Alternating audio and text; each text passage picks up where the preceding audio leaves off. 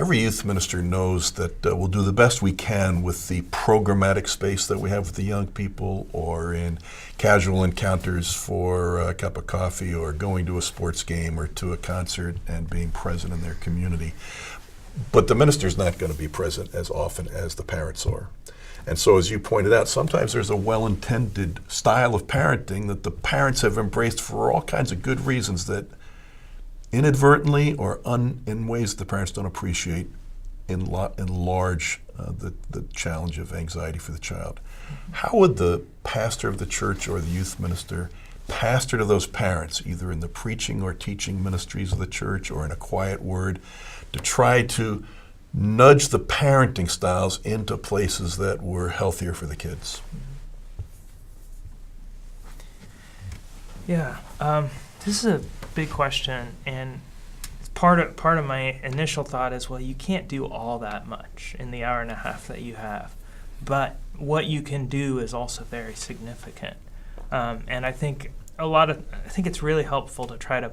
partner with parents. Parents are going through their midlife crises or the loss of their own parents, or from a life cycle perspective, parents of teenagers are going through a lot of things during that time that they're parenting teenagers, and a lot of that comes out on kids. Sometimes I found it helpful in the past if you have a highly involved parent who's very programmatic, but is doing it for the wrong reasons, you sense, might be kind of wanting to meet some of the emotional needs that aren't being met in that family, is to kind of consciously deprogram a bit with that family and try to return them back to one another and say, let's not do something as a youth group now. Why don't you take some time to kind of hear what's going on with each of your kids, or spend an extra evening with them or something like that. Because this is really sensitive. You can't always directly address those reasons with parents, but I think one of the things you can do for parents is tell them that they're their child's most significant faith resource, that more than the church or you, that they're going to look to the parent to try to find out questions of meaning, to find out if they really believe that God is real, to ask the questions of faith. And so just reinforce with parents who sometimes feel a little bit like they don't belong anymore or not useful, that they still matter a great deal to their teenagers. We find that teenagers still look to parents, both parents, as really crucial aspects of the guide to life of faith and wholeness.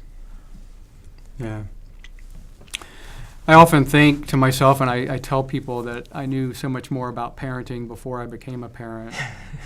and which I think points to a lot of us feeling fairly insecure about our parenting in any snapshot in time. My wife and I talk to friends of ours about this very thing, that we sort of are making it up as we go. And so I say that to say that I think religious congregations, youth ministries, are an opportunity for parents who really do want resources and are maybe not feeling as secure or as confident as they'd like to in their parenting, to have opportunities to explore different approaches or nuanced approaches to parenting around certain kinds of issues or experiences. And I think, one way that can look is to have, congregations bring in people who aren't part of the community, who can maybe be a little more provocative and questioning, and maybe push parents to think a little more in depth about their own experiences and what they might need in ways that maybe the youth minister or the pastor or someone who's a part of the community feels less able to do, because they can't be quite as provocative or pushing. So I'm a big fan of that kind of approach, because I think parents want those resources, even if they make them a little bit uncomfortable.